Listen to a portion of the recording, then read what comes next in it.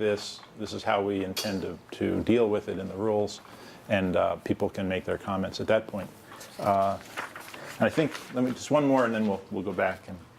And this is a chance to bring up all the other topics I haven't even touched on for one reason or another. And then at the end, not necessarily here, but I'll be here the rest of the day and hopefully can talk to some of you as we go along. Other ideas you have about how we can maximize student involvement in this, either directly or in kind of parallel activities. And then any other ideas or suggestions you have that would enhance the overall challenge for both the competitors, for NASA, for the nation, for everybody. So I think we can go back now just on topics related to these things about who's eligible and who can be included, excluded, or whatever. Here. Okay, this one kind of crosses with the last one.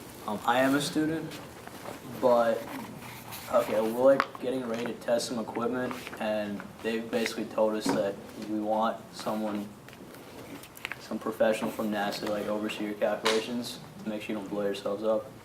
So how would that cross with the government support part of it? Well, for one thing, I think the FAA may have a role in looking at what you're planning to do. Even for static testing? Well, no. Might be to go and find, like, you're down on the Space Coast, right? Roughly. You should be able to speak to a number of people that are with Lockheed or whatnot that are out there. You're an A-rocket. I am part of A-Rocket. Yeah, you are, yeah. I think that there would be no issue with that sort of assistance. The only issue I would have with what you call government support or direct government contracts where cash or money, negotiable securities go into the organization. That's, if you have a NASA guy who comes and helps you, and even if the government pays him or per diem or his airfare to go help you, I don't have an issue with that as long as the fund. That would be my the solution cost with that might be that whatever he helps you with, the information is made freely available and whatnot. Yeah, I think what we need to have a way of dealing with different people coming to either NASA people, and I think even others in industry that may be basically working completely on government projects, coming for their time. I think it's a reasonable thing to work out so that it would be something that's accessible to everybody, that no one has exclusive access to that. I'll just kind of work our way around here. Okay. Regarding the monitoring, I don't think you have to do anything, because anything that goes into orbit, no matter how you get it there, the three-stage trebuchet or whatever you want to use, is going to have a launch license from the FAA. Sure. If you're a U.S. citizen, if it goes into orbit, and they review the policy and the safety, aspects of that. So part of the launch license process is when you put something in orbit, you have to make a post-launch report to U.S. Strategic Space Command saying, hey, it's here, it's this azimuth, it's this altitude. I mean, the person launching has to be able to verify those things, and they'll verify it too. So yeah. Now I think there is a role for. I think we would want to look at this thing before it goes, because we can't look at it later. Generally, and there's also the aspect that NASA is looking for ideas they might want to purchase. So. I think they want to see what's there, but that may be minimal in that case, just for that purpose. In the back. Well, he should be under the new static rules, or under the new amateur rules. We should be covered for static testing. It's not a question of that. It's from. Okay. The only reason I'm asking that is because we're in the process of negotiating with a place to test it, and they're not technically knowledgeable enough to check our calculations themselves. So they want someone from NASA or industry to check it for them to ensure that they're not liable for whatever damage happen, if they happen. So, yeah, and certainly if you pay for something, then that's different too. If you're going to pay somebody for consulting services, that's should be perfectly okay. I was just asking that because there are people at NASA who are helping, and I mean, after I heard what you said, like I'm hesitant to just say, okay, they're reviewing our calculations, they say it's okay, we're good to go. Like, would that? Would it be reasonable to say that as a, explanation of that rule maybe is that whoever's drafting the rules put in an exception for safety reviews, is that anyone Right. can do a safety Exactly. review, it be government or any other organization, it doesn't count against the So I government think, board. I think the confusion here is that this is about who wins. If the money is going to a government worker, that's not the function of Well, this. it's also a concern, I think, about The concern is, for instance, Tim Pickens in Dynetics has gotten at least $1 million, if not several $1 million worth of earmarks to develop the Nanosat Launcher, okay? Well, the government's basically bought that already, and for it to win the prize seems unfair. So I think, for me, the crux is how do you make it so people who have interesting technology and have gotten some government funding can play, but not make it so the people who don't have government funding are just swamped by already paid for government projects. I Yeah. think what I hear is, there's two things. There's a safety review that we do in FAA, and there's a performance that you're looking for. We're not checking your performance, we're surely checking this to make sure that you're safe when you do this launch and this activity. So we're not looking at your technical capability. I understand what the FAA, this is what the third party who happens to own the site that we're testing at. Okay. Like, they want another, like, check to make sure that they're not liable for whatever happens there. But we do conduct a internal review of your system, your processes, and things like that. So that could, like, we could do it for a static test? You have to help you No, in not for space static to do tests, it. no. Yeah. Yeah. I think there are plenty of people in the room who would probably be able to do it for you. Yeah. Oh, yeah. Fine, that's all I need, that's all I need, It's an okay. excellent thing to ask on the A-Rocket mailing list, and if you're not already on the A-Rocket mailing list. Yeah, he is. Yeah, I know Yeah. he is, but anyone else in the room, if you're thinking about building rockets of this caliber and you're not already on that list, get on that list. arocket.org, I think. Oh, a rocketry. .net. The search A-rocket. Yeah, just go Google Yeah, it. You had a comment?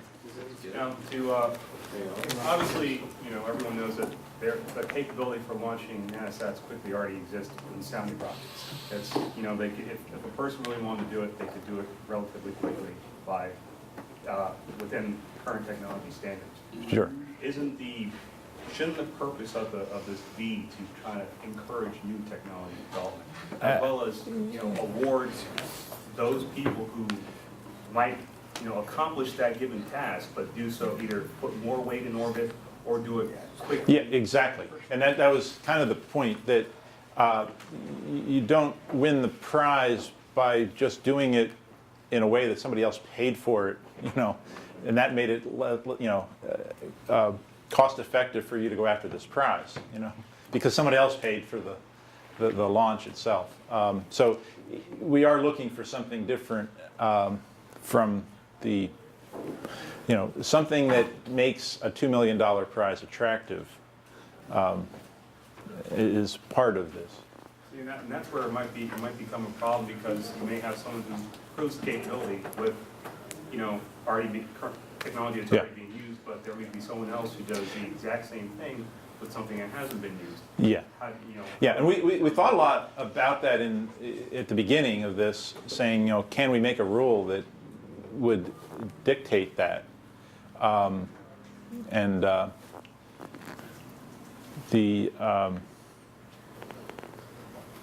It's not easy to do. We said, maybe we rule out anything that already exists, but sometimes putting together existing things in a new way is the innovation. The time constraint works against that. Tried and true is quicker than. Yeah, yeah, and that's a problem. Is there actually a time constraint? First to do? Well, the first to do it, there probably will be a closing date of some kind with the possibility of extending it, but there will be probably some closing date. Maybe 2-3 years, something like that. Do you want, if we have suggestions for some of these? Do you want us to send them to you in email? You want us to discuss them as questions now? What's your preference? I think it's good to bring up as many as we can now. Obviously, we're not going to get everything out there. So just stream of consciousness ideas on the government support. You could say, hey, if the organization is 90% government funded, they refund 90% of the prize. And that could be used for second place. Or two, another possible idea is if they've got IP they've developed under like an SBIR government fund that they own, any IP they use in the effort would have to be released to the public domain, so anybody could use it prior to the attempt. That way they get no benefit from the government funding and the prize. And those are a couple ideas. Yeah. There seems to be a lot of suborbital money going around, like the cruise funding, and a lot of the smaller groups have gotten some of the cruise funding, which is a suborbital. Yeah. Now you could be one of the suborbital guys with something new and unique, and then just throw a third stage on it and go for the prize. Yeah. Which, then you end up having both. They did invest their time and money and development into winning the prize separately, but they also, because of the cruise funding, and it really looks like, and I think it's a good thing, more cruise money is coming down the road. I mean, it looks like big money to a small guy, but it's still not big money. Yeah. But it would be a huge factor. Yeah. Let's. Ain't living on surplus hardware. I happen to have a few tons of it laying around.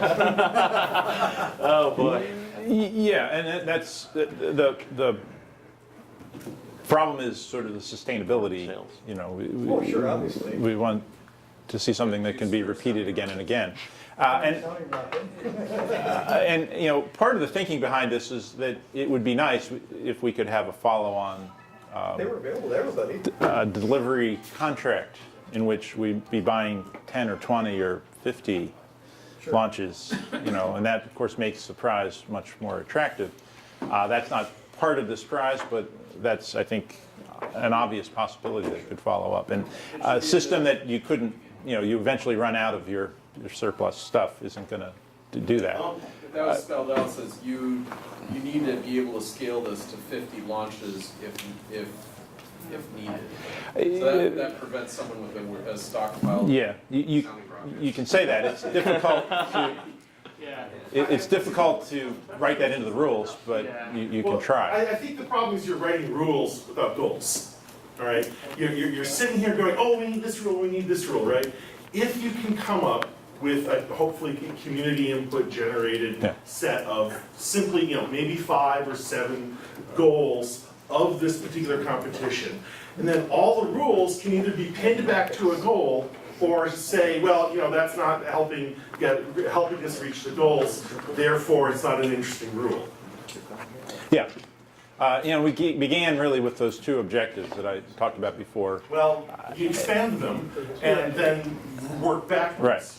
Yeah. And we don't want to add more rules than we have to, but they should be related, of course, to goals or some other constraint that's important. Speaking of rules, are we going to be required to have self-destruction charges on our launch vehicles? We're going to come to that discussion in a minute. If we, in terms of the time, we probably will spend a little time on each and then move on. But anybody who hasn't had a